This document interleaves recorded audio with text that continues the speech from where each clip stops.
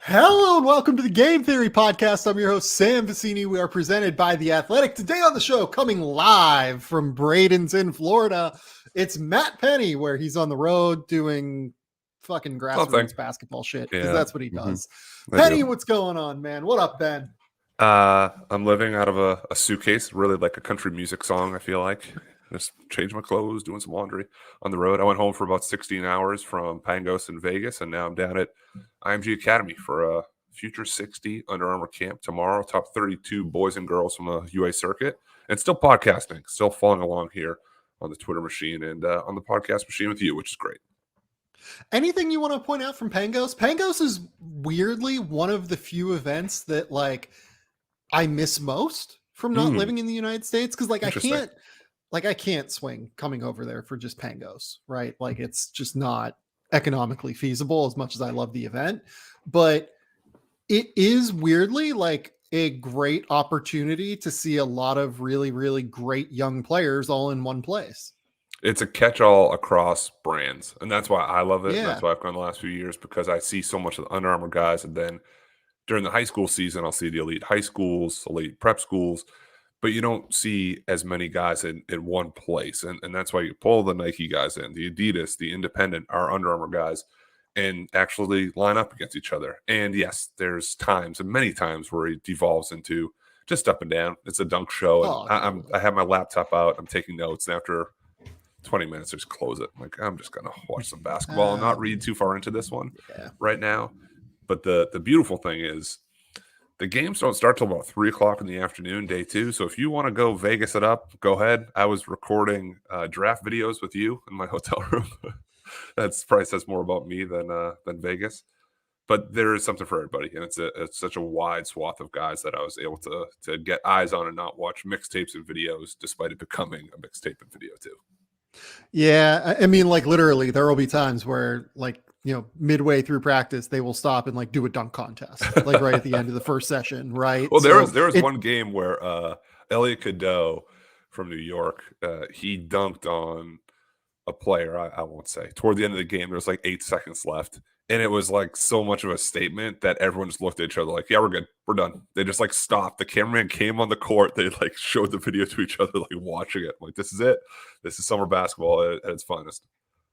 I remember one time Gottlieb was coaching one of the teams, and I think Anthony Edwards dunked so hard on Johnny Juzang, like one of the most impressive dunks I've ever seen in my life. And Doug was coaching one of the two teams. I can't remember which one of the two he was coaching. And he just looks over, and his face is like,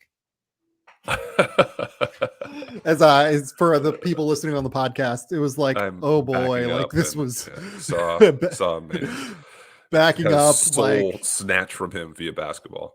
Yeah, like literally, like he just saw a ghost like walk on the court. It was just like, oh no, what just happened? You know what? I'm processing. I wasn't at that event, but I remember those Anthony dunks too, and that's when he first like kind of made his like actual national statement thing of like, ooh, this could like really be a thing. Anthony Edwards might be like really, really good.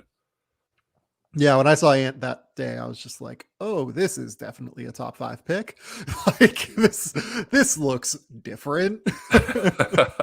Yeah, he stands out among the dunk contest. He still stands out as an elite and a supreme dunker. But what also I thought was cool, kind of not subplot, but a lot of times these camps it becomes guard shows. It's just guards pulling a jacket. They had really good bigs, like really, really good bigs. Bayfall from Colorado was awesome. Xavier Booker, who was a Cathedral High School in Indiana. He's like a top 5 guy now. Duke just offered, Auburn just offered, lefty shooter. The first time I saw him, and they played night 1 back and forth, and I'm on court 1 watching. I'm like, this is perfect. But that's not what we're talking about today. We're not talking Pangos as much as we love Pangos. Yes. But we are going to talk NBA draft fits. We're going to talk 2022 fits among the best prospects in this class. Yeah. Our idea here is we're going to go deep into the players in the top 10, 12, 14, something like that. And whatever their reasonable draft range is, So for Jabari Smith's reasonable draft range is somewhere between 1 through 3. Yeah. We're going to discuss the best fit for Jabari Smith among the teams 1 through 3 in this class. The way that I didn't really explain to Matt what I was thinking in terms of what I meant by fit. So we might have different ideas here, but I'm kind of combining the two ideas of best team fit and best fit for the player. So what I mean by that is best fit for the player to get the most out of his skill set, because maybe there are some ancillary pieces that really make sense and could be valuable for him to play with. Or on top of that, I also mean the team needs this guy to be able to come in and play. Sometimes that will also mean coaching development. So obviously with the Pelicans, right? The Pelicans have an incredible track record of being able to teach guys to shoot and being able to just draft these versatile guys and make it work, right? So we're considering a few different factors here when we discuss the idea of fit. Matt, how did you go about this idea? Did you put this much thought into it as I did? I did. I put a lot of thought into it. Our paths are a little different. I did take those factors into consideration. I didn't make the range too crazy, but as soon as you said Jabari Smith's range, I'm like, oh, this is 1 or 2. I was a little bit further out, not too wild, but for the most part, I think we're aligned with our way of thinking here. Yeah, and like someone like Dyson Daniels, where the range gets a little bit wider. Like for me, the range was something like 6 to 12, right? Yeah. So like I even tried to like expand it a little bit more. Like I'd be a little bit surprised if Dyson went 6. I'd be a little bit surprised if he fell to 12, but I wanted to be a little bit more inclusive of the whole thing as we were going through and doing this. So Pennie, I mean, do you have anything else you want to say here? I got one more thing I want to say. I did have some duplicates because I do think there's a few teams you can spin it. It's like the same answer. I would like to do this for the 10, 12 guys. At the end, I have a running tally here. For the teams that we didn't select, I think we should go back and say, hey, we missed Washington. Who's the guy actually for Washington? Just so it's all represented. We don't have people yelling at us like, why do you have 4 people in the Rockets? That is not how math works. There's a lottery. You have 1 pick. So don't yell. I promise we'll get there. Yeah. Okay. Let's start with Jabari Smith, who is currently the favorite via sports books. I mean, drastically the favorite. I think he's going off at -200 to be the number 1 overall pick. I'll be honest, I don't see a lot of value at him at -200 to go number 1. But I'll have a mock draft next week and I'll explain intel on that front. The goal with this is not to release intel. The goal is to talk about his fit. So Jabari Smith, who is the best fit among his reasonable draft range? I actually think it's the Orlando Magic. I do too. Good. We're starting off strong because Orlando shot 33% from 3 last year, which was 28th out of 30th. They have all the guards. They do, right? You just extended Wendell Carter. For Jabari Smith Jr. to come in, just make shots. They have creators. We've talked about that's the one thing he can't really do. He can't take it off the bounce. He can defend. He can shoot. He can't create his own. They have enough creators. Just go in there and shoot. They're desperate for like that type of role and that type of player. That's why it fits so seamlessly. I know it's a cop-out. Probably people are like, yeah, he's first. We just said he's -200, and that's the pick. I would still go Chet because that's a swing I would take. But in purely team fit and structure and dynamics, Jabari Smith and the Magic makes the most sense. I have a spin of that after rebuttal, but the Magic is my first pick. Yeah, no, I'm not going to rebut that. I actually agree with you. So the reason that I agree with you more than anything is I really like the front court mix of Franz Wagner, Jabari Smith, and Wendell Carter. I know that they still have Jonathan Isaac in that mix as well. They still have Chuma Okeke as well. But I think particularly that first trio, their skill set meshes really well together. Wendell is a really tough physical rebounder. He could use someone who can rotate over from the weak side. He could use someone who's a little bit more mobile at the 4. Franz Wagner can play the 3 and the 4. He's a really sharp, smart defender. And on top of it, he can run some secondary ball screens in a way that, Jabari might be able to really help and utilize. Like it might really help Jabari to have someone like that early in his career while he develops that ability to be able to take guys off the bounce. I really like that fit a lot. Yeah. I think that on top of it, you look at the guards that Orlando does have, I think they're actually pretty okay as distributors. Like Markelle Fultz is a pretty good distributor now. Jalen Suggs is a good distributor. I actually really liked his passing and playmaking this year, even if the shooting was a calamity.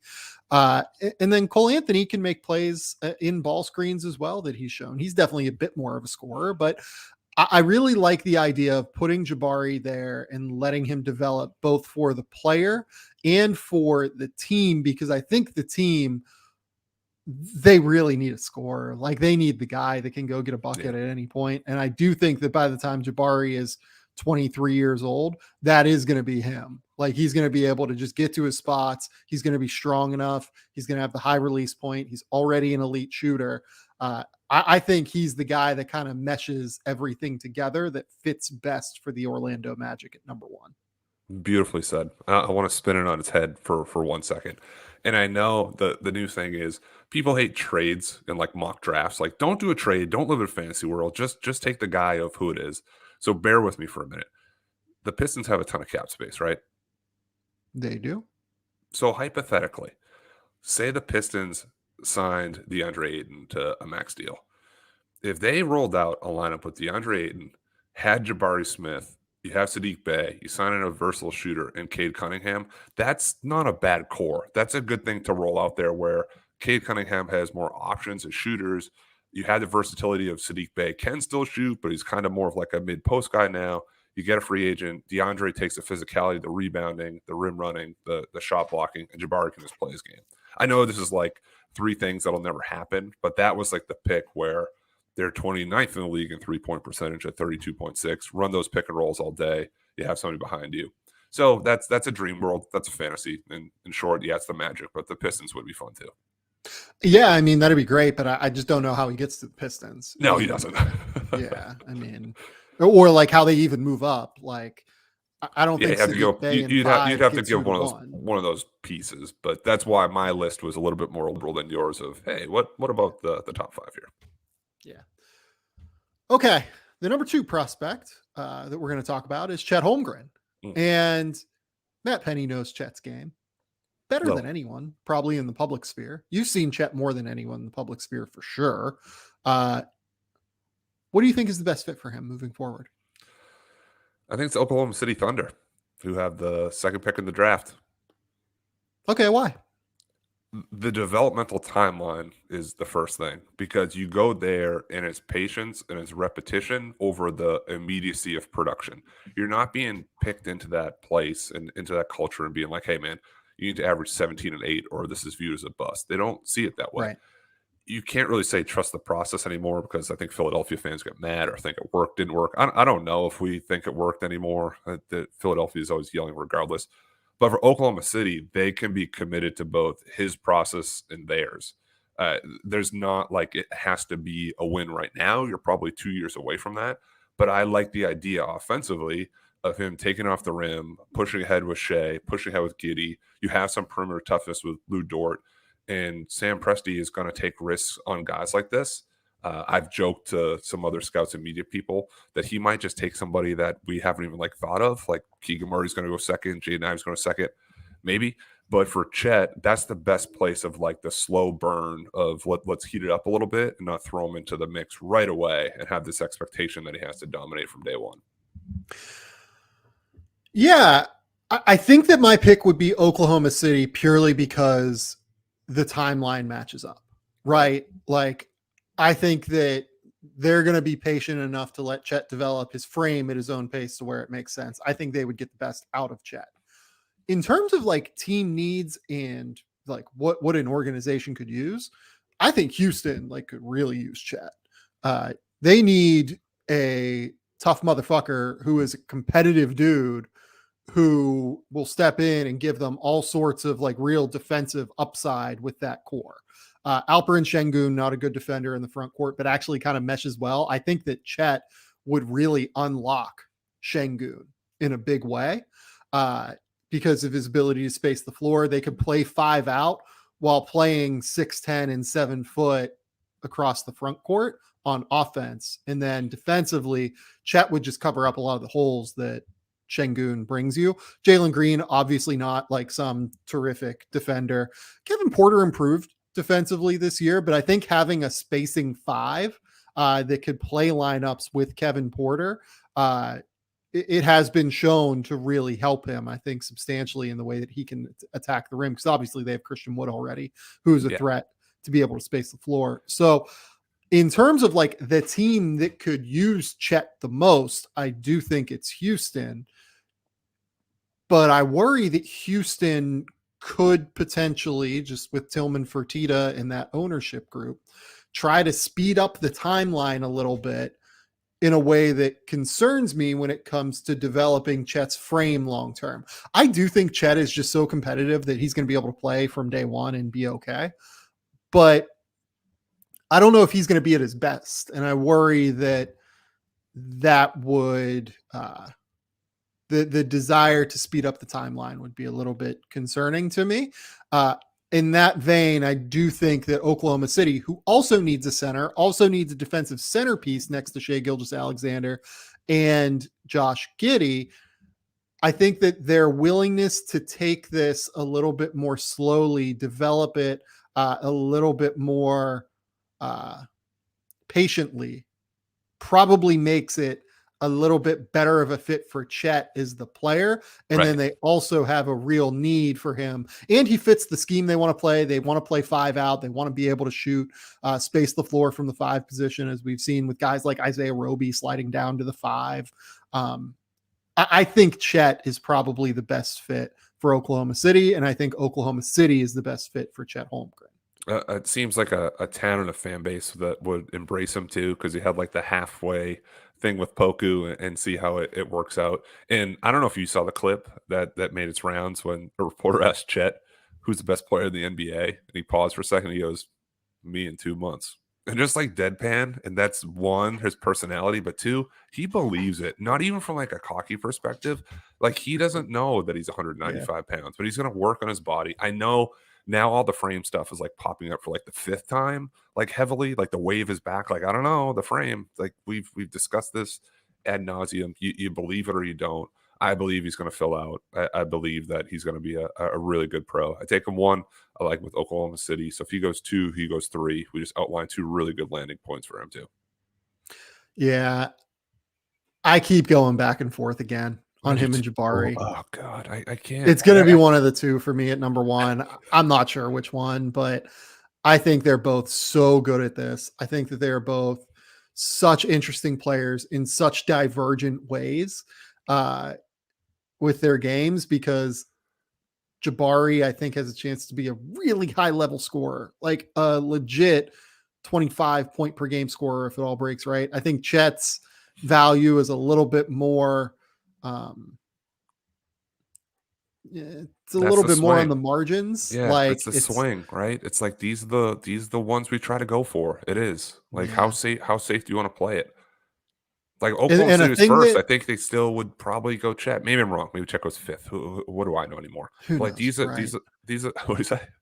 Who knows, right? Right. Like I was, and this is just me because I'm messed up. I'm on the plane and I'm just like, maybe I'm just all wrong. Maybe the top five is just like the tankathon button. I just got to like jumble it up. If you told me Jaden Ivey's the best in this class in 5 years, I'd say maybe. You told me Chet, Jabari, and now an easy segue, the guy we're about to talk about, I'm like having second thoughts about Paulo Banchero. Have I just been like too critical this whole time? This guy's like plot man right now. Day one, he's going to get you 18 points a game. Why are we overthinking this? That's possible too. Yeah. And like with Jabari as well, or with Chet, I'm sorry. A thing that I really truly keep thinking about with Chet is this idea that the best players in the NBA, they very rarely have comparables, right?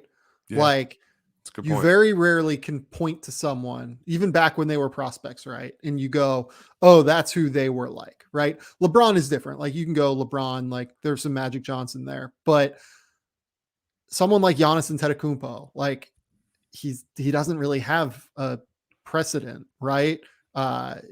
Rudy Gobert didn't really have a precedent on the defensive end, right? Just in terms of the length and everything. I'm trying to think of like some other examples off the top of my head. Like Joel Embiid, I guess sort of had Akeem Olajuwon, but like Joel is just way bigger and like has more of a perimeter game than Akeem. It's just like kind of a different game now than when Akeem played and was on the block and dream shaking guys and everything like that. A lot of the best players in the league, I mean, Nikola Jokic is probably the prime example of this, by the way. I guess you could maybe say Arvydas Sabonis, but like Jokic is better than Arvydas Sabonis was. Having watched a good amount of Sabonis tape, as good as Arvydas was, and he's a genuine Hall of Famer. It's just hard oftentimes to point to the players that are like other players with today's NBA. And I think that front offices, they get worried about what a player can and can't be. Because if you can't visualize it, because there's not a precedent for it, it's hard to be creative. It's harder to be creative than it is to fit something into a tight box, right? And with Chet, you can't fit him into a tight box. So it's building a house with a blueprint, but you got great builders, like the best, get the best supplies, but you don't know what it is. Like you have blueprints for some of these other guys, but you can't put Chet in a box. See, people say, "Oh, he's just Porzingis." No, he's not. Like kind of the frame kind of looks like that, but like that's not who he is. So who is? Oh, he's Poku. No, he's not Poku. Like that's not who he would be. You could not easily, but it's easier to kind of label the Jabaris and the Paulos and Jaden Ivies a little bit. And those guys are really good prospects. I'm not saying just because they're easily labeled, they're not like at that level. But yeah, it's like keep Austin weird, keep Chet weird, keep prospects weird. That's like the good thing about it. You got to have some stones to take him, though. You do. Because if his body breaks down 3 years, I don't think we're going to say, wow, surprised by that. Did not anticipate that. To be a lot of people on Twitter comments saying, like, we told you the body wasn't there. Totally. I think it will. Okay, let's go to Paolo. Paolo Banchero. Where is his best fit? Or who is the best fit for Paolo Banchero? Well, you just spoke so glowingly about Houston, and I think just based on his range, that's where I would put him. I don't care that they drafted Alperen Şengün and Usman Garuba a year ago. Who knows what happens with Christian Wood and Kevin Porter Jr., John Wall again. But I sort of like the fire and ice pairing of him with Jalen Green, who played really well to end the year. And Paolo would bring you immediate toughness, that winning mentality of being a Final Four and being at Duke and having so much success in high school. And it's a place that I think that will really embrace the chip on his shoulder he's going to have if he goes third overall. Paul Banchero believes he's the best player in the draft and like lives it. It's not lip service. Like he thinks he's the best player and doesn't understand why he's not number one on all the boards. They're going to like get the most out of that with that fuel. I don't think he's going to get complacent and be there. Jalen Green heard the same stuff the first half of the season, and then he turned it on late at the end and had this great finish to the year. You take that guy, and now you have Paolo, and they're kind of running together. That's a good base to build upon, regardless of what happens with everything else on the roster. So for Paolo, I considered his like reasonable draft range 1 through 3 again. I would be surprised if he got out of the top 3. Mm-hmm. So considering the top teams, right? Paolo loves to operate in that mid-post range. And Orlando's core, like Wendell Carter, as much as we like the idea of Wendell Carter shooting, tends to operate more in that area. They don't have a ton of shooting right now. I worry that Paolo would get a little bit crowded there and we wouldn't see the best out of him, right? While he's developing his 3-point shot. I'm not worried about that happening long term. And if Orlando thinks Paolo is the best player in the draft, I think they should just take him and like figure it out. I don't have that. I think Jabari is a little bit better than he is because I trust Jabari defensively and I trust his movement skills a little bit more and I trust the shot a little bit more. But like, if Orlando thinks that, Orlando should take Paolo. Oklahoma City, I think it's easier to work around 2-star questionable defenders than it is to work around 3. And in Oklahoma City, if you drafted Paolo, you'd be working with Shai Gilgeous-Alexander, who is not a very good defender right now, Josh Giddey, who is not a very good defender, and Paolo, who we have defensive questions about in terms of translation. Like, I thought that he got toasted a little bit on the perimeter defensively at Duke. I thought that some of it probably was engagement related at times. Like, Not always. I think in the games that mattered, he engaged and turned it up, but there were moments where it was concerning. In Houston, I worry a little bit about pairing that with Jalen Green. Yeah. But I also think the way that he would play off of Jalen Green in a two-man game, and you could say this about Oklahoma City as well. I think the way he would play off of Jalen Green with his scoring ability in the two-man game would be exceptional, because the thing that Paulo adds that Jalen Green doesn't quite have yet and maybe could develop is the passing ability. Paulo's passing ability is and remains the thing that nobody in the mainstream seems to want to talk about, but is his best skill, I think. I think Paulo's best ability is his ability to diagnose, help defenses, and make plays for his teammates. Like, he throws pocket passes to Mark Williams. He throws lobs to Mark Williams. He throws high-level kick-out reads, like on the move while spinning. He's just a very effective player. I really want to see that two-man game with him and Jalen Green. Like, so that's Houston. What I keep coming back to. I was like, where are we going? Are you going to throw like the Pistons at me or Pacers? And I'm glad Houston. We're 3 for 3 so it's far. Houston, I think. Yeah. Like, I really, truly do believe that Houston would be great. I don't love the idea of pairing him in the front court with Alperen Şengün. I don't love the idea of pairing him in the front court with Alperen or with Domantas Sabonis either, if it was Sacramento. And they just expended an enormous resource to acquire Domantas Sabonis and Tyrese Halliburton. The Pistons would be great. I'm all for the Pistons, but again, I think that there's no way he falls to 5. So I think it's Houston. I think Houston makes a whole lot of sense for Paulo, and I think the two-man game for Jalen Green and him is the ultimate building block for a team looking for building blocks after the departure of James Harden. Yeah, they're great blocks, and that's why I went there too. Similar in age and like that similar sort of type of play. They can just play off of each other, and there's some simplicity to what they do while also having these athletic gifts. And yeah, Paulo is as good as a big man passer probably in this draft. I'm just off the top of my head, I can't really think of anyone else there. I think he's the best passer, like among all lottery picks in this class, like point blank. Like, I think he's a better passer than Dyson Daniels. Yeah, I do. The Dyson assist tape is pretty fancy. Like, when he takes off the rim and throws that rope, whatever, 80 feet. It's like, oh, that's impressive. Spicy. It's spicy, but he gets slowed down in the half court. He does. It's almost like Paulo's passes are more like weaponized in the half court. Dyson's are so like, there was one highlight I saw where he caught it. It was like on his back foot. He was like waiting for the alley-oop to develop and then threw it. That was just like G League defense. The guy wasn't closed out hard enough. That pass isn't going to happen in the NBA. Where Paulo's, it's more in traffic, as I like to say. Yeah, the question for Dyson, and we'll talk about Dyson, but like the reason I would take Paulo as a passer over Dyson is because I think that Paulo can actually break down defenders and create angles with his ability to create mismatches and force doubles in a way where I worry just a little bit about Dyson. I think that it's going to be a little bit more functional for Paulo. Okay, let's take a quick commercial break. We will be right back, and we will discuss more of the best fits in the 2022 NBA draft.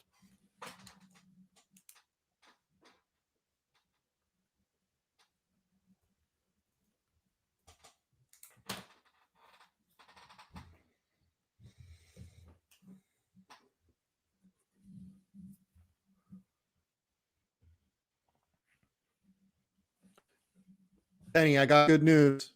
We got questions, baby. We got questions in the mailbag as we get back into it. It's going to be great. We're going to have an awesome time here, but let's keep going through these draft. When do we not have an awesome time? This is for our enjoyment, fulfillment, and just somehow it's posted on the internet and some people listen and watch. It really is. That's what it feels like, right? Like, we just get to have these awesome conversations. Talking hoops. Took a few notes so we talk hoops together. And now we get to talk Jaden Ivey, which is a great guy to talk hoops about. And this is a fascinating one because the first 3, like, it kind of went along the lines of the draft order, right? What do you think Jaden Ivey's best fit is in this class? So I have an answer. I've said Detroit previously, but I have a better answer, I think. So I did go with Detroit, and I like, as much as I just sold Jabari Smith as a shooter to play with Cade Cunningham, I like the speed difference that Jaden Ivey has, along with that pace game for Cade, because it gives him a different feel. You have Cade who's slow and steady, they can hit the gas, and Jaden's similar, just with like supercharged ability to do that. Like his step on the gas is as crazy as anything we've seen the last few years, I would say. Keeps the defenses guessing, keeps them on their heels. It's not going to be the same kind of way that they run their offense every single time. The other kind of twist I had is, my answer is the Pistons. It should be the Kings. It really should, with them at 4. But the Kings already prioritized Davion Mitchell over Tyrese Halliburton. So I would assume they do the same with Jaden Ivey. Like, we got our backcourt. We don't want to put another guy here. We just got rid of Tyrese Halliburton. So my short answer is Pistons, but I think it ultimately should be the Kings. Now give me something wild, because I know it's coming. Mine's the Pacers. I don't hate that. I think the Pacers should be trying to do whatever they can to move from 6 to 4. And here's the reason why. Jaden Ivey, with what is the thing that we think he needs to play with? It's like a great ball handler that can also make decisions in high-level passing reads, right? It's Tyrese Halliburton. Mm-hmm. Like, if you mix him with Tyrese Halliburton, that is an unbelievable backcourt. That is a potential top 3 backcourt in the NBA at some point, if it all breaks right for those two. Those are 2 potential all-stars in the backcourt, and they complement each other perfectly, because Tyrese is an incredible shooter as well off the ball. It's also a testament to Tyrese Halliburton, because a lot of these guys said, oh, well, it pairs nicely with Tyrese Halliburton. Everybody pairs nicely with Tyrese Halliburton. Yeah. Shooters, guys who play fast, guys who play slow, pick and roll guys, pick and pop guys.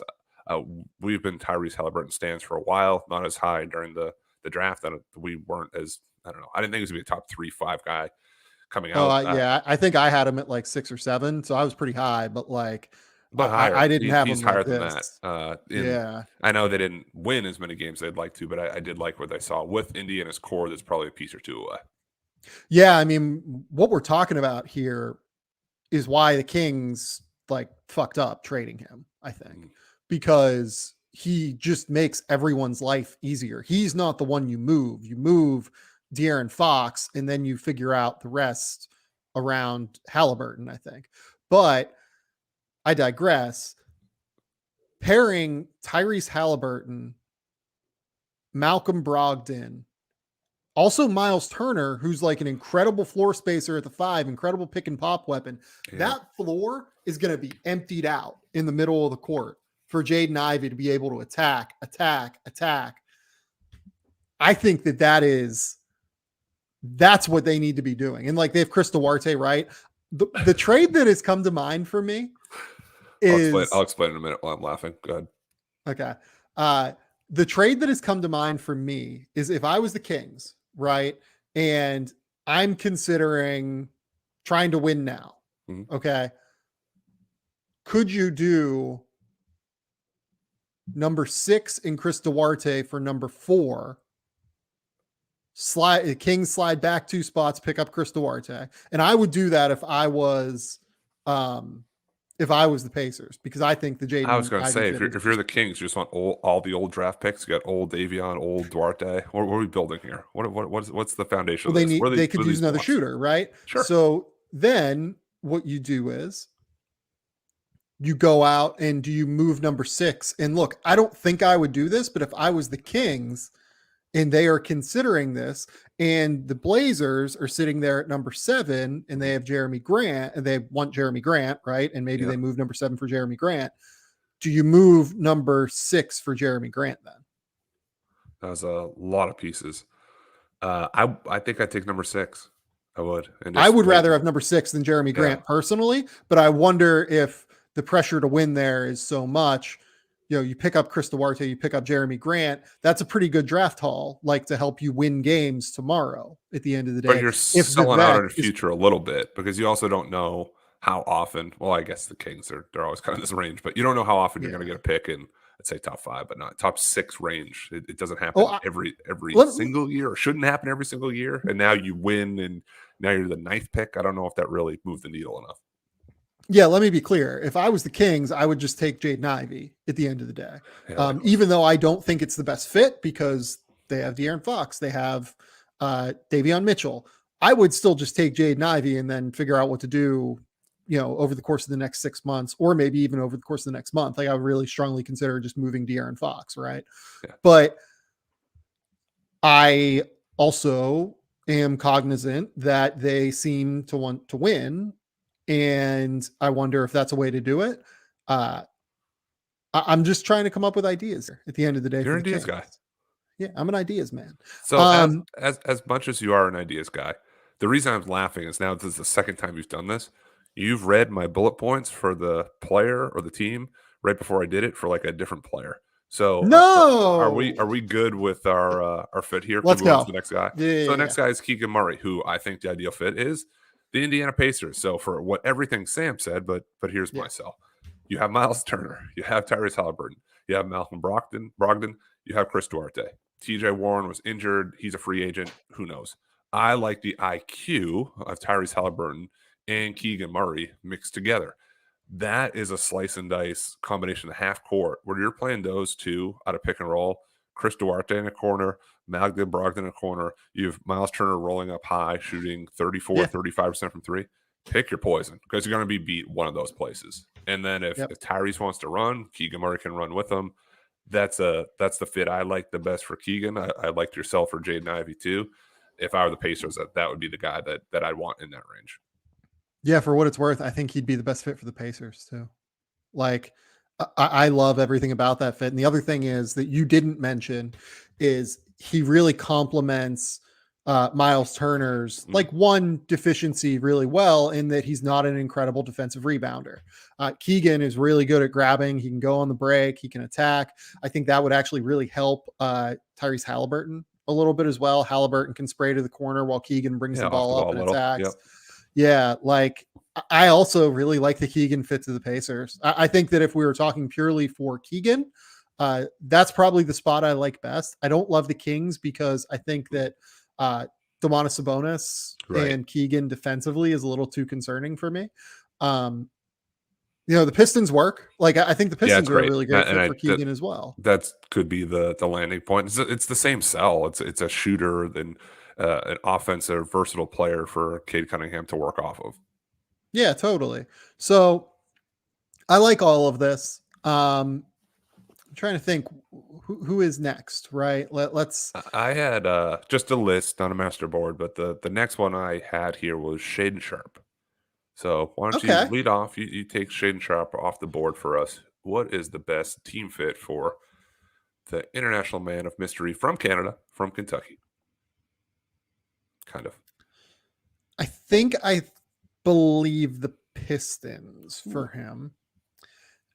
And the reason I say the Pistons for Shaedon Sharpe as the best fit is his ability to shot create out of isolation and out of advantage situations, I think meshes really, really well with Cade Cunningham. Cade is going to be able to twist and manipulate the defense. It's kind of similar to the argument I made with Jaden Ivey, right?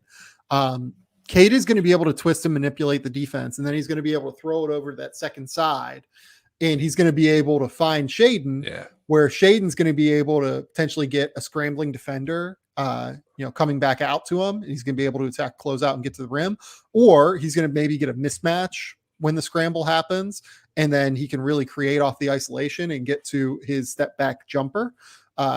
His ability to move out in transition is, I think, really helpful for Cade. He really headmans the ball. Yeah, I think that Detroit makes a lot of sense for Shaedon. I think Shaedon, makes a lot of sense for Detroit. I would probably go more in the Shaedon Ivey direction if I was Detroit than if I was, thinking more along the lines of like Keegan and all of those guys. A lot of the Shaedon Sharpe highlights from grassroots from high school are from those kind of like skips where he's baseline, can rip through, take one dribble, gather, and try to jump as high as he can, which is very high, and rip the rim off and bring a defender with him because he's so strong. My pick for Shaedon Sharpe is a San Antonio. It's an immediate infusion of strength and athleticism to the Spurs, a team that hasn't made the playoffs in 3 years. you have to take a swing. You have to add more talent. This gives them a different look than what they have. They have a great development program. You look at Duante Murray, you look at Kelton Johnson, both picked 29th overall. Duante Murray, most improved player in the NBA, or one of them. You can throw the award out. Who cares? Kelton Johnson's on Team USA. I mean, think about that. What happens now when they can have their hands on the 9th pick in the draft? What does he look like in 3 years? You compare him with Josh Primo. I mean, give me a break. What's better than that?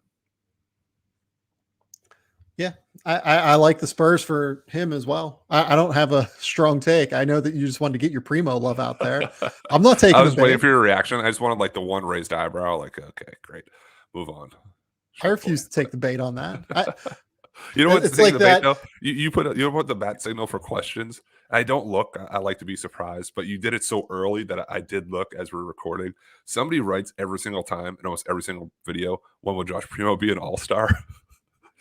We need to have that. Here, You'll hold never on. Answer? Let's shout. No, seriously, let's shout this guy out because he does ask every single time. It's it might be 3113 RY. When will Josh Primo be an all-star? He asks every time. Shout out, man. We really appreciate it. Pennie, I'm just going to give you the floor. I don't have a take on this. You started a playing game. We're getting there. We're getting closer. This is actually a big season for him because the sell was, what pick is he in this draft? Is he better than 12th? Yeah. Is he probably 6th or 7th? I'd say probably, and especially what we saw him do during the G League showcase, where he's lined up against those guys. They played the Ignite. I'm like, I'd take Primo 10 times out of 10 over anybody on this team, and we're talking about Dyson Daniels as a top 10 pick. He'll have to show it now on the court in an NBA game for extended minutes. I think the Spurs done a good job bringing along slowly, and then toward the end of the year saying, you're going to play now. You're going to play some minutes. The season's kind of over. It's kind of decided. I'm still encouraged. We'll see. Let's talk in a year. Okay. Let's do my guy next. Let's do Jeremy Sohan. Yeah. This is a fascinating one. It is. My immediate take was the Spurs for Sohan. And it was for a lot of the reasons you said. On top of that, I think that his defensive versatility would fit really well with what Pop wants to do. He'd get to stay in Texas where he's already comfortable. Not that really matters. Well, he's also a nomad. He's lived in 5 countries in 5 years. But yes, he wouldn't have to move too far. Yeah, let's give him some stability, right? The Spurs need a big, like, defensive minded 4-man and like a big 4 that just can essentially play the role, right? Like they need somebody in that spot. Kelton Johnson's a really good fit with him, I think, because of his attack oriented nature of his game. I love the idea of pairing him with guys like Josh Primo, with Dejounte Murray to an extent. Like, I think that the lack of shooting between Murray and Sohan would cause some potential issues, but totally, I do like the idea of getting Sohan to a place where I think he'd be able to play relatively early, because I do think Jeremy will be able to make an impact early defensively. And he's smart enough to where I do think he's going to be able to make an impact, even if the shooting takes a while to come along. The Spurs have a really good track record of shooting and developing shooting. My other spot is another team that has great track record developing shooting, and it's the New Orleans Pelicans. Damn it. Yes, I agree. That's your fit? Yeah, no, I think it's great. I had to. I'll start with the Spurs. I don't know if they need another non-shooter there. I agree. You need some size, so that's why you'll hear Jalen Duren, maybe Mark Williams. I don't know. Jakob Poeltl's going to be a free agent. In a year? You need sort of a insurance policy or whatever it may be. I don't have it off the top of my head right here. I had the Pelicans as well. When we did the prospect videos, we didn't call out the Pelicans, I think, and somebody called us out for not calling the Pelicans. But I like it because he can just go in and play defense. That's his strength. The offense isn't there, fine. The CJ McCollum trade worked. You have Brandon Ingram. Herb Jones can now play offense and is awesome. Trey Murphy's getting there, throwing a healthy Zion, Jonas Valanciunas. That's a really, really good core of guys that pushed the Suns to 6 games in the playoffs. The other one that sort of from a team, just the whole is there, is the Blazers. That's the cleanest fit per se. Yeah. I mean, they need something out of the 4 spot. Jeremy Sohan could be that guy. They may also need more offense. That's why I didn't pick them, because they ranked 27th in points scored per game. I know it's a little skewed because Damian Lillard didn't play. It's going to get better, but they need to win now. And usually winning now means an offensive scoring hub and not this defensive hub as Jeremy Sohan is. Yeah, like another team that makes sense is the Thunder as well. Like the Thunder will give him the time necessary. Like if you paired him and Chet Holmgren in the front court as your 4 and 5, and you just let him loose defensively, I mean, that might be my favorite potential pairing that could realistically happen in this draft class. Do you think realistically he lasts till 12 though? Look, I think it's a definite potential outcome. I don't know that he will last until 12. I think that part of what makes Jeremy Sohan so valuable is the fact that he can be a fit for a drastic number of teams in the top 10, right? Like, I think he fits really well with the Blazers. I think you can make a case if you're the Pacers, even, that like his fit next to Miles Turner, next to all those guys, like really works well. I think you can make a case that his fit with New Orleans is phenomenal, with the Spurs is phenomenal, with the Thunder. If you put him with the Cavs, like continue to just develop those, ridiculous defensive wings, right? Like find as many of them as you can. You'd have to continue to work on the shooting, but like, if you want to continue to just build the best defensive core in the NBA, sure, why not, right? But the idea of why I like Jeremy Sohan is he fits 90 different places in the NBA. Because he's that was my next sentence. Everybody needs a Jeremy Sohan. I'm running down the lottery. Right. It's like he can fit there, he can fit there. There's not really anywhere that stands out that says, no, that just doesn't mesh as well as the next one. Right. Who do you want to go with next? Who are we up to? I think we're up to Bennedict Mathurin from Arizona. Okay. Where do you want to go? Second. This was a tougher one for me. I went with the Portland Trailblazers, and I did because it is a scorer with size. Yeah. He is further along than, say, an AJ Griffin or Malachi Branham or Johnny Davis. It's a different look than Damian Lillard and Anthony Simons, who had a good year without him there. It's sort of like this combo of the two of them together. Mm-hmm. I know the Blazers also want to win now or make a move to win now. The best move for them in this range is probably a trade. But if they don't, and just for this exercise here, Bennedict Mathurin turns 20 as a rookie, so he's like a little bit older than more of these expected lottery guys. I don't know what the timeline is, and if we're just purely speculating that they want to win now, but it's more size in the backcourt. You could say those two are paired up. He's already worked out there. He's been working out really good. The feedback from everywhere is that's the way it's been out there during this pre-draft circuit. So that's why I went with the Blazers for Ben Mathurin here. Do you know where new assistant general manager of the Portland Trailblazers, Mike Schmitz, went to school? He went to school at the University of Arizona. He did. So he's going to have good intel. Well, didn't somebody also pull out that as soon as Mike took the job, which is awesome for him. He's everywhere. He works really hard. I'm happy for him. Somebody pulled off the ESPN like top 20. Like, we officially have the Trailblazers draft board. Like, here it is. They picked 7th, and I think it might actually been Ben Mathurin or whatever the pick was. I got a good kick out of that. Yeah, look, I don't know how much of those rankings is John, how much of it is Mike. I will say,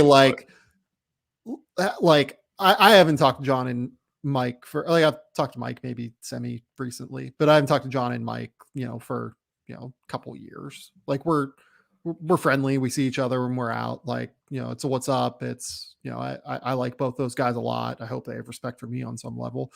And I have a good relationship with Mike for sure. But they do have like pretty different takes on things. Sure. For the most, like people shouldn't like I know that's just like a fun joke, right? But like they have different enough takes on things to where I wouldn't necessarily expect that is what you should expect on draft night. But if you put on your tinfoil hat here and you're talking about Ben Mathurin, we're talking about Arizona, he definitely has an inside track being there. But I think per his contract, he doesn't technically start as assistant GM until this draft cycle is over. Yeah, that is accurate. I mean, Joe Cronin's going to be calling him. I will say this too about the Blazers. Like, everything I understand is that Joe Cronin is the guy that tends to swing for upside more so than the safe pick. So could that be, honestly, like Ben Matherin's only 20 years old. Like he's very young and very good already. And I think there is a case that you could make that he has tremendous upside. But does he swing for Jeremy Sohan? Does he swing more for like the projecty guy that could be better? The Blazers are fun though. I actually really like that pick. It was either them or it was New Orleans for me, just because I think New Orleans needs to keep finding more shooters, even though they just drafted Trey Murphy last year. If you're going to play Zion and you're going to have Herb Jones playing a substantial role, and you still have Jonas Valanciunas under contract, you're going to need as many shooters as possible to surround those guys with. And Matherin fits like in a pretty substantial way there. I do really like that as well. Yeah, that's a good one. Okay. Let's move to Dyson Daniels. Dyson. Okay. You're up. My fit there was also the Pelicans. Oh, I like the Pelicans. That was my second because choice. What is the one thing we say that Dyson needs? There's a few things that Dyson needs. What's the one you're thinking of? I was going to say shooting. Like needs to be able to shoot consistently. Okay. Yeah. I know there's a like if he shoots consistently, he's at the very least a starter and a high level impact player on a playoff team, right? Yeah. Like no questions, right? Well, I mean, you just listen to David Griffin on Ryan Russillo's podcast. Shout out Russillo. The thing that he said is that we feel confident that we can get guys to improve their shooting because we have Fred Vinson, who's one of the best shooting coaches in the NBA. Dyson fits a lot of what they need and what they could use. I mean, the ball is going to be in Brandon Ingram's hands a lot. It's going to be in Zion Williamson's hands a lot. I think that it makes a lot of sense there to go with Dyson because his shot isn't broken. If it's just small things, like you could see a world where Fred Vinson has him shooting like at a reasonable level at low volume this year and then like at medium volume next year even. Eliminate the dip. He has a big dip when he catches and goes down. I'm laughing because you mentioned the podcast that David Griffin's on. You're taking some fingerprints on it. And if you watched the Celtics game last night, I hope you did. One of the reporters asked Draymond Green, said, hey, you kind of say a lot of your podcast about like defensive coverages. Do you think like the opposing teams listen to that? That's neither here nor there. The fact that podcasts have become such this main space thing for clues and basketball is just amazing to me. For Dyson Daniels, I went with Washington. And why I went with Washington is they've needed a point guard for a few years now, and he's not a traditional point, but he can guard or defer on offense. He can become more of a point guard later in the year. It works well next to Bradley Beal as he doesn't always need the ball. Dyson doesn't always need the ball to be effective. Brad Beal can have the ball in his hands, be ball dominant, be comfortable with that. And then if they want to go the route where it's flip the ball to the other side to Dyson for Brad to come down for pin-off, to him to make some plays, you can do that. And Dyson can still cut and move. It's a youth play. He's a very young player. The development can still be there. And it's not have to be like day one, ball in your hands. We don't have any guards, figure it out. Yeah, I also love this fit. I think this makes so much sense next to Bradley Beal, especially if Beal is going to stick around there long term. I would absolutely like sprint to the podium if I was the Wizards and Dyson Daniels was still on the board. Would be enormous for them. I think that he adds every single thing that they really truly need from an organizational perspective if they're going to continue to go down this road that they're going down developmentally. I love that idea. I love Dyson Daniels to the Wizards. I think it makes so much sense. Okay, next up, we have Johnny Davis, and I am absolutely giving you the floor on Johnny Davis. Thank you. Johnny Davis, and this is probably lower, so I don't want people to yell at me. Agents, GMs. Oh, I talked to so many GMs. They're yelling at me. I'm going to go with the Cleveland Cavaliers for Johnny Davis. Here's why. Say Colin Sexton's out. He's a restricted free agent. You can roll out a lineup of Darius Garland, Johnny Davis, Isaac Okoro if you want, Evan Mobley, Jared Allen. Defense factors into a team that's already upgraded their defense the last two drafts. And now you have this tough kid who has the defense. We're not knocking that, just maybe a little bit of the size because he's not huge as a guard. Yep. But that works because the rest of the guys behind you are all like longer dimensionally than a traditional front court would be. You don't need him to have that offensive output there, the type of guy that Sexton was, or even the type of guy usage rate wise that he was at Wisconsin, where he was the literal head of the snake for that team. This is still probably lower that he does go. It's not a knock on him. It's just a much better situation for him to come in and be a piece of a borderline playoff team day one than it would be to have to be the foundational piece if he goes in the top 7. This was also my favorite fit for him.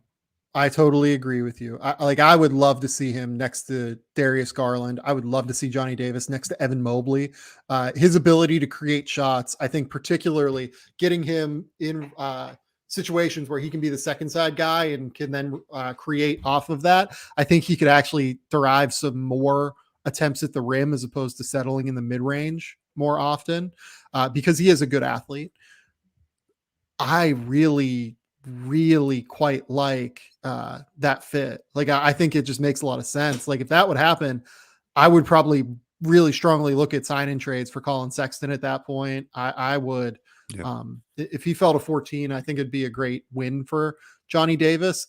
Another team where I think it makes sense, like the Knicks makes some sense. Like, you put him next to RJ Barrett. I think that you'd have just two really tough dudes that drive. They like mid-range shots, obviously, and like you'd have to worry about the way that would work. But like, I don't know, two tough two-way defensive guards that can also create their own shot. Those are guys that are hard to find, man. Like, they just are. And I really like the idea of combining those two. Maybe that's how you make it work with Emmanuel Quickly at the lead guard spot. That was my one hold up. What I know they're high on Quickly. What do you do, and how does that work with him and RJ Barrett? Oh, I think it helps Emmanuel Quickly. Like, Emmanuel Quickly can, play both on and off the ball.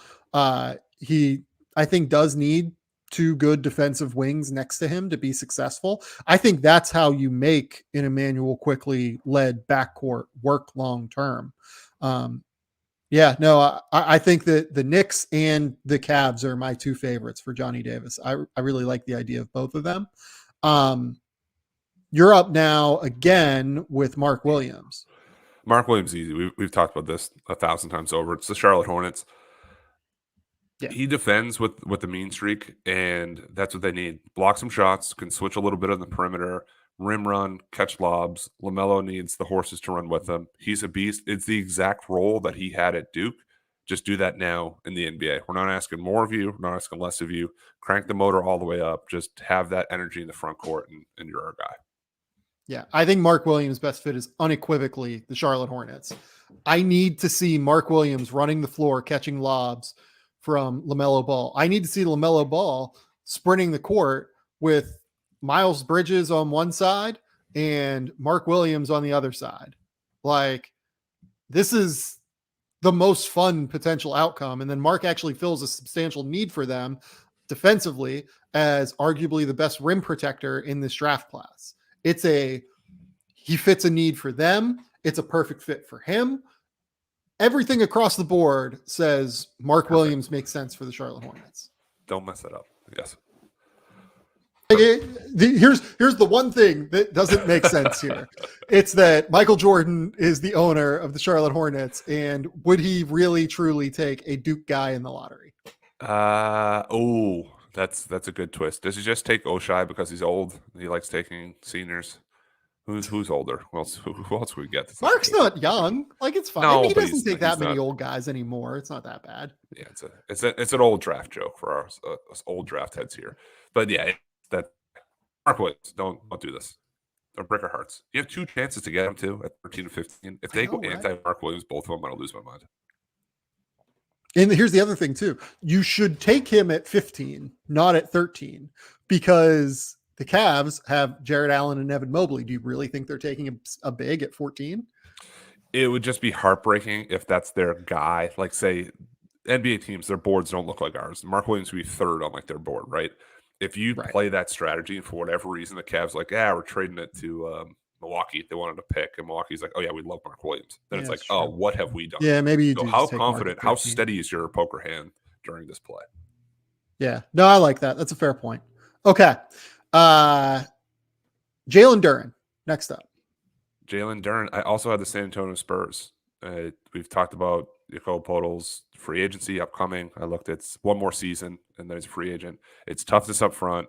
Again, you have the development, the skill work the Spurs have done in the past. Bring him along slowly. He only turns 19 in November, and we've given him a rough shake of it and expected him to be this 20-year-old as a freshman. He's not, even though he looks like it. If you looked at his draft pictures, he looks ridiculous, like absolutely chiseled out of granite, looks in the best shape of his life.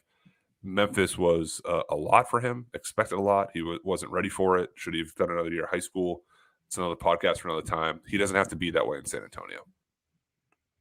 Yeah, I mean, I think that for a lot of the same reasons we said Mark Williams, like Jalen Duren, again, makes a lot of sense. For Charlotte, very similar in terms of what the idea is behind what they can do. I will say that Jalen Duren, I think, will throw down cooler dunks and catch cooler lobs from LaMelo, because yes, one of like Jalen Duren, it will be cooler. I promise you that. Yeah, one of Jalen Duren's best skills is that ability to just like catch everything with one hand with his enormous it's like hands. Superman. When he takes off 2 feet, it's 2 feet, one hand. He's all the way back. It's like a la Dwight Howard back in the day. Unbelievable. So yeah, I like the idea of Jalen Duren. To Charlotte, I think he makes a lot of sense there. If the Knicks, again, like for this, it's the same as the Mark Williams stuff. Like if the Knicks decide to move on from Mitchell Robinson, like you can make a case for them.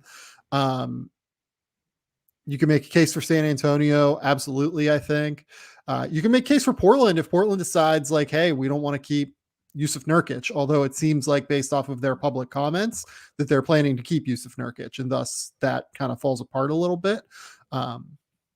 Washington has a big, Cleveland obviously has multiple bigs.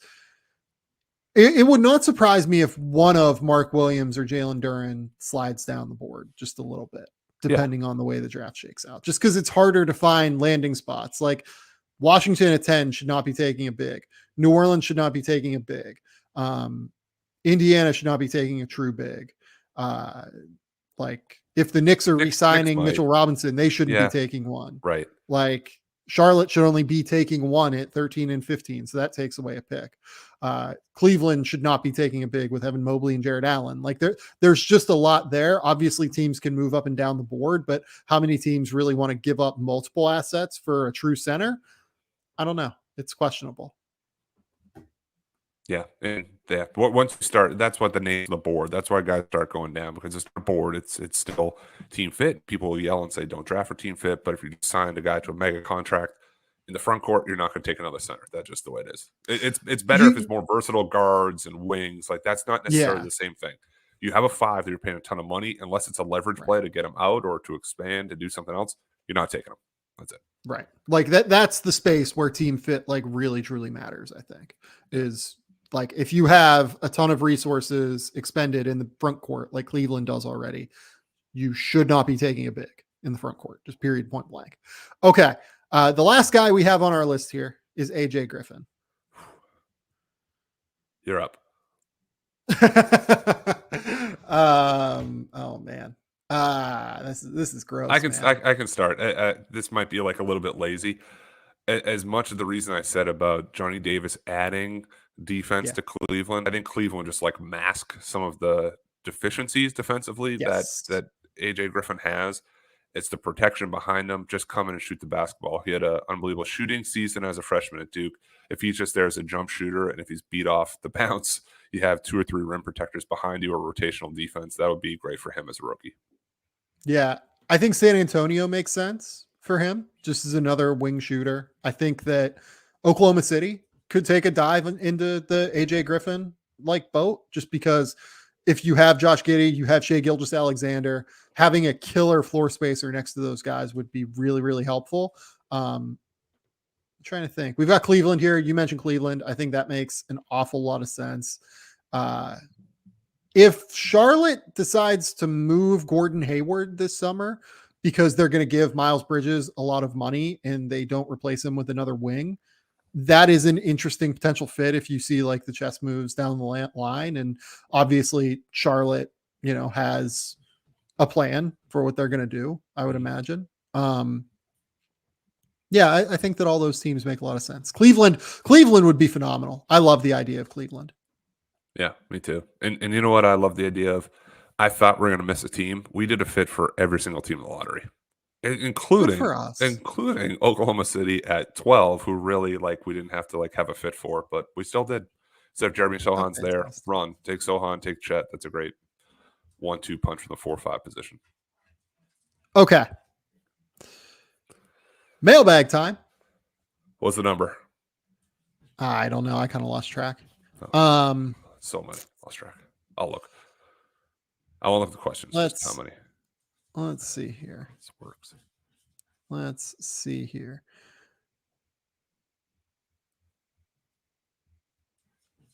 Is it possible for Jalen Duren to get to a Robert Williams level down the road? From Sports Fan 405. There is. And the way we just talked about you walking away from the camera, the way we just talked about potentially a slide down the board. If Jalen Duren slides down the board and ends up with a team kind of like the Celtics, like Robert Williams did, where there's no expectations of coming and being the guy, and we're hailing Robert Williams when he has the games of 8 points, 8 rebounds, there is a cat or dog on the screen. She demanded to come in again, so I had to let her in. Second show in a row, folks. I don't know if that's good luck or bad luck.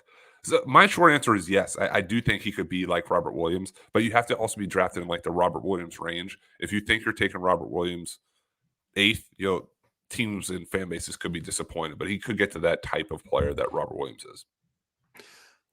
I think Robert Williams has always been a little bit lighter on his feet than what Jalen Duren is. The guy who reminds me most of Robert Williams in this class is actually Ismail Kamagate. The more I watch him. He's very light on his feet. He's very active. He has that same like 7'4" wingspan, despite being, 6'10 and a half, 6'11", something like that. Kamagate has a ways to go. Like, let's just be very clear. Are you just laughing at the dog? Dude, you're a draft analyst and a Bond villain at the same time. You're giving me an Ishmael Kamagate rundown, hold the dog in your lap, and I'm not supposed to laugh. Like, his feet are so light, Mr. Bond. I'm like, what is going on? Yeah, he stays very light on his feet. The dog, okay, yeah. Can move on the perimeter very, very well. Has some things to work out. Like, it's going to take time for Kamagate. Like, his positioning, his use of angles, not great. But I actually do have a first round grade on Kamagate, and I wasn't sure I was going to get there, but I actually have him ahead of Walker Kessler on my board. I have Kamagate 41st. I do have him behind Kessler, but he's climbing, rising, I guess. Somewhere in that 30 to 40 place for me. I liked him when I did the international deep dive back on guys. I don't know if I'm necessarily as high as you, but yeah, like him. And look, I'm not saying Kamagate is like going to be Robert Williams, because you should take Robert Williams in the lottery in this draft, very obviously. But like, yeah, I think in terms of similarities, in terms of the way that they move, in terms of the way that they block shots, in terms of the way that were projects entering the NBA from like a developmental standpoint, I see a lot of similarities there. Prospect wise. Yeah. And I was also reminded by my friend Pat, and I forgot about this, that draft night, the Robert Williams slide, every pick, they didn't say Robert Williams from like 20 down. We were like fist pumping, like, all right, 2 more. We're like almost there. Let's take it. Let's take the baggage. He's late, whatever. Like, we'll take him. And it's worked out. And he's a huge piece of the Celtics run here right now in the playoffs. On one leg. From Anthony D, 80. Shout out, Anthony. Just the best. I actually know Anthony. He's just the best. Who has the best chance to play the big wing 2-way role at a playoff level in the lotto/top 20? Jeez, what a loaded question. There's a lot of pieces to that. A big wing 2-way role in the playoffs? Yeah. Like day one, or are we talking like 5 years? Eventually, I certainly think that it's like later on. Yeah, is what he said. But are we saying like a number 1 or 2 option, or like, oh, that guy's like doing it? I'm imagining more of like a role player in this regard. Maybe we answer both. Maybe we answer like star quality outside of the top, 5 guys, and then maybe we answer role player. My guy for role player is Ochai Agbaji because he defends and you can just vision in your head him hitting corner threes, and we start having the narrative and with each other of, well, how did he slide? Well, he is older. It took him a while to get there. The upside isn't there as much. But I could see him being a contributor fairly easily on a playoff team if he's not called on to be number 1 or 2. Be number 5 or 6 or 7, or here he comes off the bench. It's kind of like Golden State. Like the people they have come off the bench, like how is Otto Porter come off the bench? How is Jordan Poole on this team and Wiggins? Like it'll be like one of those situations where he just pops up and you're surprised, but not really. So Anthony is talking about this from a Knicks perspective. Because again, like I know Anthony. He's thinking about it from their perspective. Well, so I'm assuming Knicks want stars, so they don't want a 15th guy. Well, I'm assuming he means more in like the 10 range. Like that like late lottery, early teen. So I think Ochai makes sense. I would go Sohan as like a guy that I think could fall that far. I mean, Jeremy Sohan is, look, my love of Jeremy Sohan in this class, just defensively and everything. We have a video up on YouTube. This gives us a great chance to plug the YouTube channel. We have a video up on Jeremy Sohan on 10 of these other prospects. We're doing more of them over the course of the next couple of weeks. Go check out the video we did on Jeremy Sohan. It's like 15 minutes of me explaining basically why I love him on that end. It's a 15-minute love letter from Sam. Yeah, he's like 6'9", moves his feet exceptionally well. I think he's the most switchable big forward that can guard 1 through 5 in this class. I would go Jeremy Sohan. But Tule, can he score? Can he shoot? That's what I worry about. It's a big question for sure. Yeah. Okay. Next question here. Best snack food for when you're diving into film. This is from Bryant West. Great one. It depends on the hour of the day, I guess. I've become a big. You're gonna make fun of the way I say this. I've become a big popcorn guy for watching film. Yes, popcorn, not popcorn. Are you saying pop or pup? You're saying pup. I am. Yeah, I think it's a New England thing. Yeah, I think popcorn is my answer. That or Pirate's Booty, but Pirate's Booty is like you can't be taking notes when you're eating Pirate's Booty. There's too much of like the residue. What in the fuck is Pirate's Booty? Wait, what? You know what Pirate's Booty is? No. Oh, they're like healthy cheese curls. They don't have this. This isn't like a Boston thing, right? Like this is definitely a Boston. Like, oh no, like I've lived in Pittsburgh. Good. If Pirate's Booty's listening, I'm here. I'll send you my address. You can DM me, send me some product.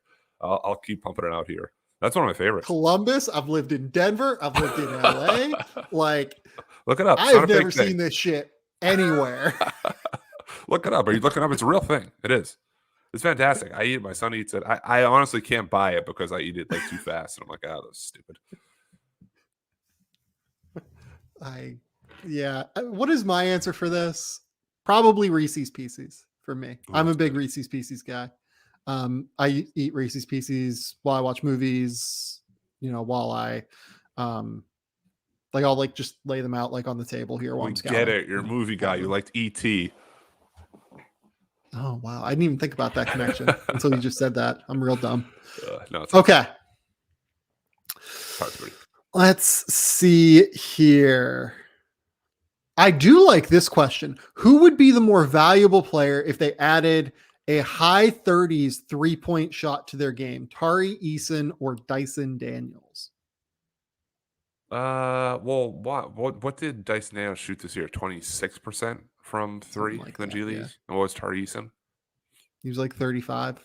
I always go with like the more versatile, bigger, kind of front courty guys that aren't really front courty guys. So I'd say Tari Eason there. Is that Dyson Daniels like pretty close as it is, and you want the jump shot to come around, but if Tari adds that with the transition stuff with some of the defense, I think I would go with him. Dyson's not that close to high 30s. He's 20. He was 26. It was not like he was 19%. Is my point. High 30s like a very good shooter from 3, though. Just to be very clear. I think my answer would be Dyson. I want more Dyson foot speed than jumper, though. Like Tari, the rest of the stuff like isn't too bad, but the jumper would be a major separator. You'd be a stretch big-ish that can kind of guard threes at his size. Yeah, I'd go with him. I go with Eason. I get your point with Dyson Daniels. Okay. We got a lot of Dalen Terry questions, and we've talked so much about Dalen Terry on this podcast. How high is too high? How high is too high? That's the question. That's what I'm. What role do you see Dalen Terry playing in an NBA offense? I think is a better question. This is from Jed Bennett, Scouting Red Zone. I see him eventually being able to knock down shots, attack closeouts, and make high-level passing reads off of those closeouts. Maybe as a secondary ball handler at times, because I think you want to be able to take advantage of his high-level decision-making. But that would probably be more second units at the end of the day. I see him more as being able to shoot at some point and then being able to make passing reads off of when guys close out on him heavily. He's going to be able to make high level like kickouts. And he's the thing that, so I did Dalen Terry's draft guide profile earlier this week because I wanted to wait until like he was 100% in the draft. Mm-hmm. The thing that I remembered about Dalen Terry now, he's fucking unbelievably precise at throwing backdoor bounce passes to cutters. Yeah. Like, I don't think I've seen someone who's like that precise with it. Like, and he throws them like low to the ground too. Yeah, they just like skip off the ground and they hit the guy like right in the fucking right where his hands are. It's yeah. I thought you were going to say something eloquent like skipping a rock across the ocean. You're like right in his fucking hands. Like, I didn't see that coming. I like Dalen Terry. I have him 16th right now. I don't know. Maybe I'm nuts. Maybe this is kind of rewriting the board or whatever I'm talking about doing. But to play the 1 and the 2, he probably won't start on the ball as a rookie, but can still add that passing, that slashing, that cutting defensively. He can get out and make plays while on the break. His personality is really shining through in both workouts and in interviews. He's gone through the process and rave reviews almost everywhere he's been. So I'm not surprised of him moving up. I thought he'd be a borderline first-round guy, but sometimes post-March, this is what happens. From John Soch, who were Matt Pennie's favorite players from Pangos? We didn't answer that at the top. I kind of did. Xavier Booker was, I think, my favorite long-term prospect. Bay Fall was very, very good. I thought Elliot Cadeau had a dunk, played well from the guard spot. I'm trying to think more off the top of my head. It was pretty balanced, but Xavier Booker to me was really like the guy who I hadn't seen in a year and had significantly improved, and all of the highest high major stuff is beyond warranted. Let's see here. Oh, I like Caden Cooper too. I really liked his energy. He was like, he plays for Skill Factory out of Georgia, but I got like in a good way some KD Johnson vibes from like the wing, just really into like every single play and intense. I want that guy on my team.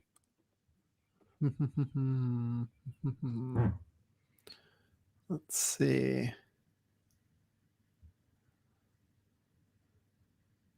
We're scrolling. We're downloading. We're still here. We're scrolling. We're still scrolling. Your podcast did not skip. Don't turn it off yet.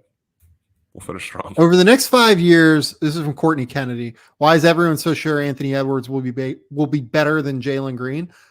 I'm not like sure of it. I've always liked Anthony Edwards' like intersection of power and explosiveness a little bit better, and I've always liked his upside a little bit more defensively because of that than Jalen Green. But I don't think that's a sure thing by any stretch of the imagination. They're both like fucking 21 years old, or Jalen I think is 20. So that's not a sure thing. I'd still take Anthony Edwards. They're both very charismatic. They both have this really deep belief in their game, and people are really mad on the internet, because that's what we do on the internet. Really mad because Anthony Edwards was asked his dream starting 5, and he listed himself at the 2, which is awesome. Like you should list yourself at the 2.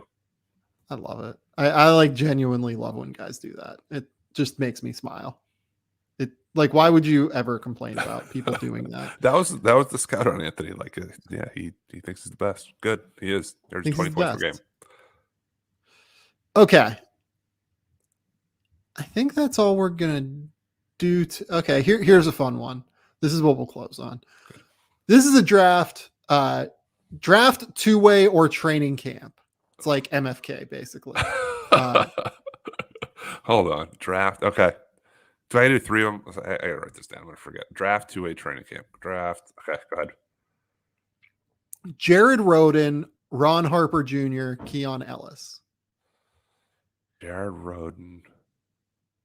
Okay, Ron Harper Jr. And who is my last one? Keon Ellis. Keon Ellis. Okay, go first. I think that order. I would What was it again? Draft 2-way training camp. I would draft Jared Rhoden. I would 2-way Ron Harper Jr. I would training camp Keon Ellis. I would just flip flop Keon Ellis and Harper, but I had the same for Jared Rhoden, which is sneaky because another one that I didn't think like coming, but there's been some positivity and some buzz around him too. Actually, no, we will do this question as the last one. What Hunter Burns here is asking this.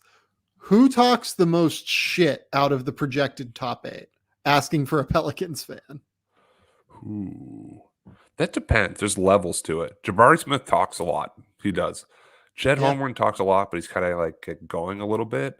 Paulo's quiet, but wake him up. Keegan Murray's not saying anything to anyone. Johnny Davis can get into it a little bit. Shaden Sharp, I don't think talks very much. I don't think Sohan. So you're probably what with Jaden Ivey? I don't know the Jaden Ivey backstory, but all the reports are, I'd say Jabari or Chet probably. But Chet's got to go to get there. But when the monster wakes up, that's the one. I think it's probably Chet. Yeah. I think it's but probably the stories on Jabari Smith Jr. too, and Bruce Pearl will say this in interviews, like, I'm not trying to rip off anyone's work. Whoever wrote this article, I'm sorry, I don't remember the specific person, but it's like he's a different player on and off the court. Off the court, he's like this really nice kid. He's personable. He's going to Auburn softball games. On the court, he's like a serial killer. Like he's talking. He wants to murder people. He's doing it. Maybe he's Dexter. That's who Jabari Smith Jr. is. Speaking of Dexter, TV shows, movies, what have you watched recently? So I did a lot of work on the plane. I didn't watch a lot of TV shows, but I did have my flight to Vegas. I had like a little window of time, a couple hours. So I watched Jackass 4.5, which was a mistake because you're on a plane and people are on top of you. I'm a big human being, so I'm here and someone's right here. And like the third thing was like they put like a firecracker in their like rear and they're like lighting on fire. People were like, what are you watching? Like, is this some type of weird like home video? So I enjoyed it, but I wouldn't watch it with like strangers peering over your shoulder. I caught up a little bit on Stranger Things. I'm still behind there, trying my best, but also watching draft film at 11 o'clock at night and then trying to watch one episode with my half an eye open. Yeah, to be honest, I haven't watched really anything. Shocking. I've just been that so draft locked guide and loaded. Has turned your life upside down into the upside down. Yeah, and I have to file it by Sunday, so like it's about to end. So it's crunch time. Like, yeah, it's down to crunch time. But yeah, no, I would say I haven't really watched anything, which is a huge bummer for me. Very surprised. You have Jurassic Park Dominion coming out, or Jurassic World Dominion. Oh yeah. That's okay. I was texting with a friend of mine in the media who is a very good texter and very good at communication. He said, I'm at Jurassic World right now. It's about life balance, and I love him. I'm going to try to go see it Sunday or Monday. I get back very late Sunday, so I'm hoping Monday that'll be my 2 hours of like recovery will be a workout, and then Jurassic World, Jurassic Park Dominion. I don't care. The reviews stink. People are saying out there like I care. Number one was one of my favorite movies ever. It was so different. As long as the dinosaurs are running around, Chris Pratt is Chris Pratting, I'm good, man. Like I'm not worried about like the script not being up to par. I'm here for one last ride, and if we're honest, they'll make 12 more of these 20 years from now. But for right now, like I'm very excited. You can't take me off this like happiness cloud that I'm on. But I get to go and watch Dino DNA in the theaters one more time.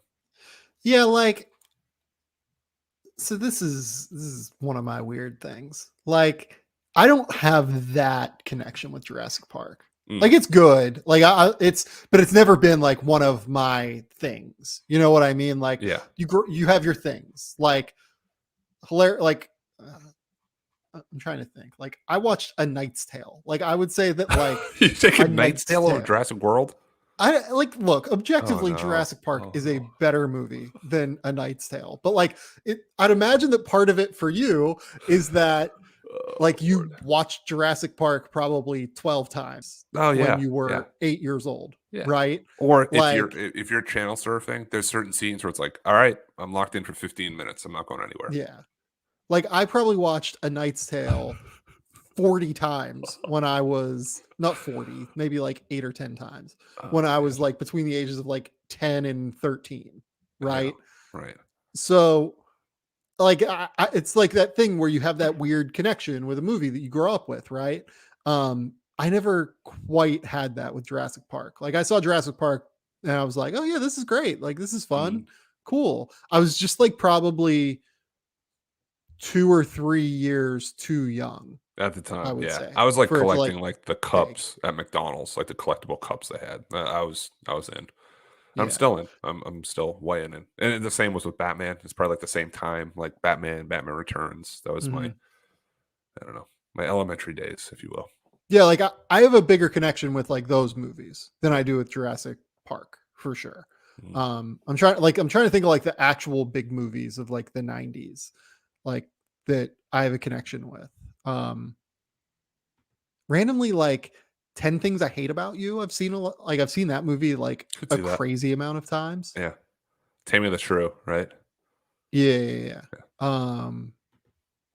But I think that what I'm learning is like the movies that I've seen a million times are more like early 2000s movies than like 1990s movies Like because how many that's when I times? turned like 10. Oh shit. So like how many times have you seen Old School? Oh, hundreds. Yeah, Yeah, old school is definitely that's one the of them sweet for spot. That sure. was Yeah. 03, I think, right? Yeah, and Wedding Crashers is another one. Like I've just seen Wedding That was Crashers so many yeah, times. what, I 5 or think it's something? 4 or 04, 5. oh Yeah, right, five. right in that Yeah. sweet spot. Those Yeah. two were ridiculous. That's just like right in the pocket. So, Great theater movies too. Like laughing yeah. with uncontrollably the whole theater. Okay, here's a good question. What is the movie you laughed at most in the movie theater It might be Old when you School. saw it? It might be Old School. Old School? Yeah. Yeah. But Because what you probably saw that right when it came I out. think Yeah. consistently though was Tommy Boy for like a long time. Tommy Boy and Billy Madison were my two, like you're homesick from school. That was like the rotation. Yeah, underrated. Tommy Boy. There's a chance I've seen Tommy Boy more than any other movie in my life. It's close for me as well. Yeah. Um, I think the movie I've laughed most at in my life when I saw it for the first time in a movie theater was Borat. Um, Yeah. There were like you some see scenes that that for the first time and you were just like crying laughing.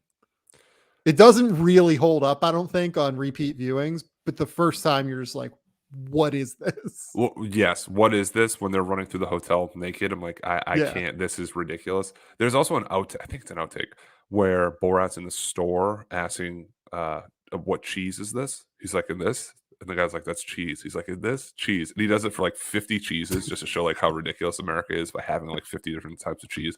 I watched it over my buddy's house and I was crying and laughing because it was just another world, another look into Borat. Yeah. I think Step Brothers, I laughed till I cried in the movie theaters too. Yeah. The other one for me that stands out is The Hangover, for sure. Yeah, yeah, I do remember seeing that too. Yeah. The roll in the credits. I'm like, oh, here we go again. There's some unbelievable scenes and moments we can't depict or talk about on this program, but that's up there as well. The things we can talk about on this program are that go subscribe to the YouTube channel, please. We're coming up to it, man. It's exciting. Like the Yeah, draft is coming, the off season's coming. We've got a lot of really great stuff coming up. We have a cool announcement coming soon. We're gonna probably announce it next week yeah. once things get moving a little bit more. But super pumped about it. Just go subscribe to the YouTube channel. There's going to be videos. There's going to be all sorts of really cool stuff going up there. Subscribe to the podcast. Like, leave us a rating and review. It's that time of year. It's so fantastic. You guys are the best fan base in the world. Like, we're super pumped to have everyone here and to have everyone listening to the show right now. And Pennie, tell the people where they can find you. Find me in a random gym in Florida, in Las Vegas, in Boston. I don't know. And also on Twitter, Matt_Pennie, and tagged in a lot of Sam's tweets and videos and hidden on his YouTube channel as well. Yeah. I will have the draft guide at some point. There are probably stories that will come out before the draft guide comes out. I think our plan is like the Monday of draft week for the draft guide. For the love of God, do not hold me to that, people. But that is the current plan. That's all I've got. Until next time, we'll talk soon.